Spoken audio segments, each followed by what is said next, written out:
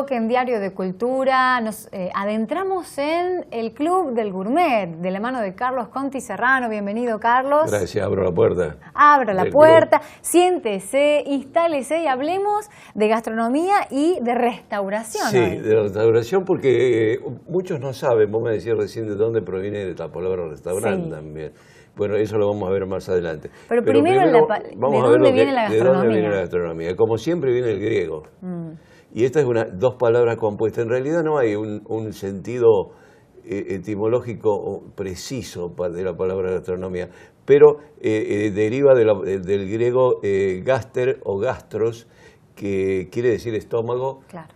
Y gnomos de los pequeñitos. Gnomos, sí. Gnomos, que es el conocimiento ley o conocimiento o estudio del estómago. De ahí deriva la palabra gastronomía. Y el primer conocimiento de estudio posiblemente de este tema, de forma rotunda, porque aún hoy es libro de texto de los críticos y de los que se precian de saber algo de gastronomía, que es el famoso Jean-Antoine, se llamaba Brillat-Savarin, que es como el padre, ¿no?, de la gastronomía como tratado, como conocimiento, que es la fisiología del gusto. Entonces de ahí deriva el gusto como sentido, ¿no?, como uno de los sentidos, indudablemente. Entonces desde ahí, desde ese tratado maravilloso, porque vale la pena leerlo, sobre todo los que están en el tema, se viene, pero reemplaza la fisiología del gusto a todo ese recetario que venía de oral sobre todo, y algunos escritos también, que venía sobre todo de las monjas. Siempre tiene que ver lo religioso en esto, ¿no? Porque seguramente tenían más tiempo para elaborar recetas y escribir.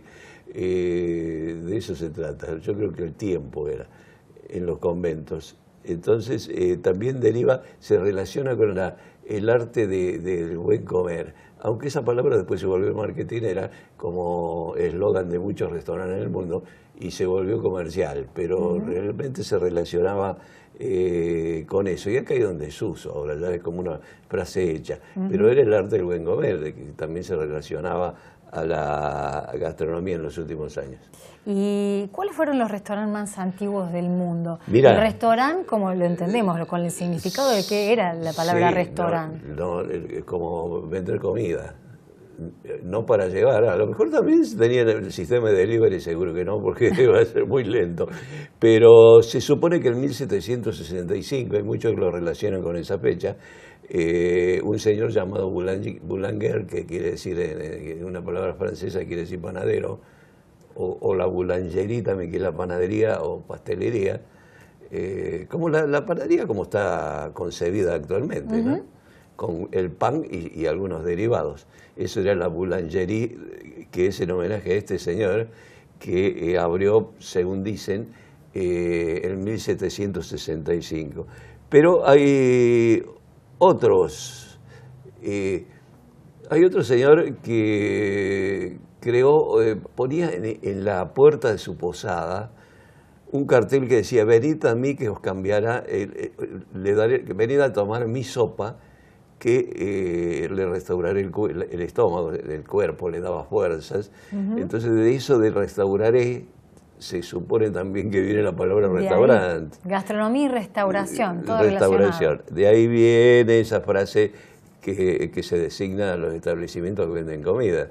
Bueno, después derivaron en muchísimos más, pero eso es otra historia reciente. Pero las primeras eran posadas. También se supone que había posadas a veces en las paradas de las diligencias, ¿no? Sobre todo en Europa. Después vino a América. En las paradas de las diligencias se vendía comida porque había que reponer fuerzas. Los viajeros paraban ahí 3, 4 horas para reponer fuerzas, a veces menos, a veces más. Entonces ahí hay, sobre todo en Inglaterra, Francia y España, y Portugal, numerosas posadas que se inauguraron en el siglo XVIII, siglo XVII también. Pero este dato lo voy a consultar porque no me acuerdo de todos los nombres. Hay un restaurante en París que se cree que habría que ir a París para comprobarlo, sí, ¿no? podríamos. Pero tengo una, se podría ir, no creo que de la producción, ¿no? Lo consultamos. Vamos a consultar con el hermano. Que es en 1700, en el siglo XVIII también, mediados del siglo XVIII. Otros aseguran que fue en el siglo XVII, allá por 1650, pero son todas, no hay certeza porque no ha quedado no se sabe cuál fue el primero. Testimonios físicos, pero hay uno que está abierto todavía en Madrid, que se puede frecuentar todavía, que se inauguró en 1725, todavía está en pie, que es un monumento histórico inmenso, ¿no? para España. Sí.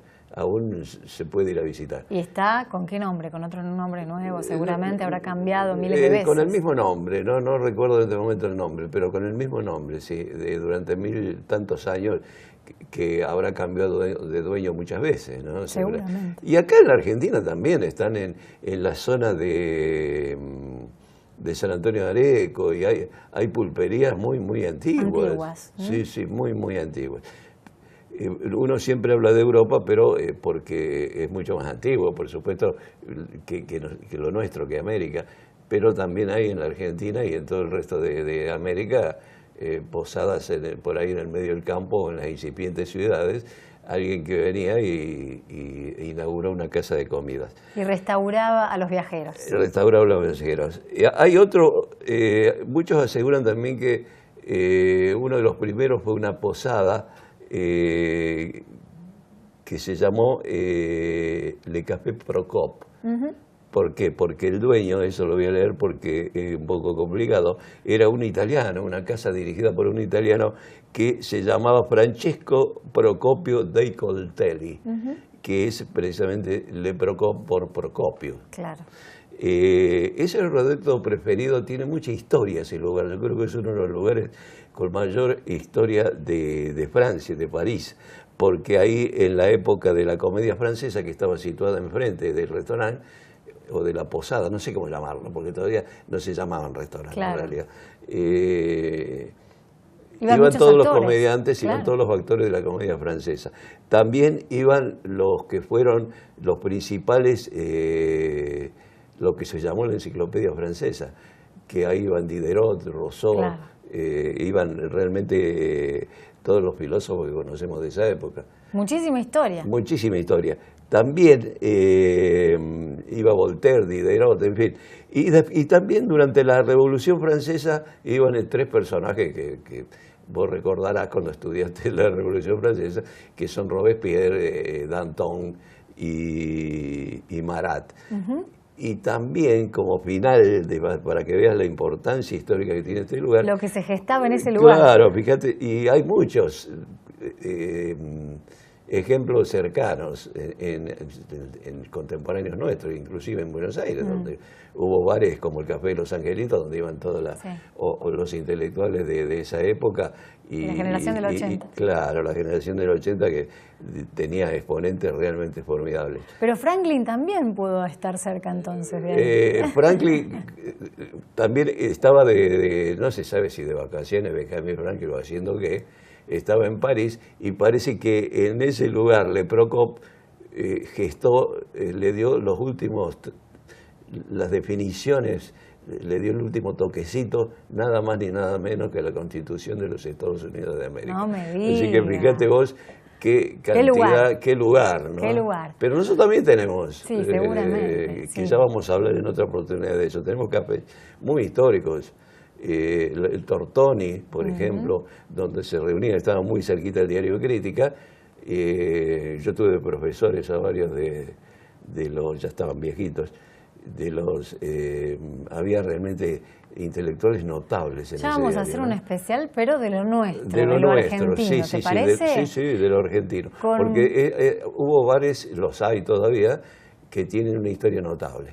También en Rosario, donde iba el Negro Fontana Rosa, por ejemplo. Por ¿no? eso. O ya vamos Córdoba, a hacer un club del gourmet específico. En Córdoba hay lugares también con muchísima historia.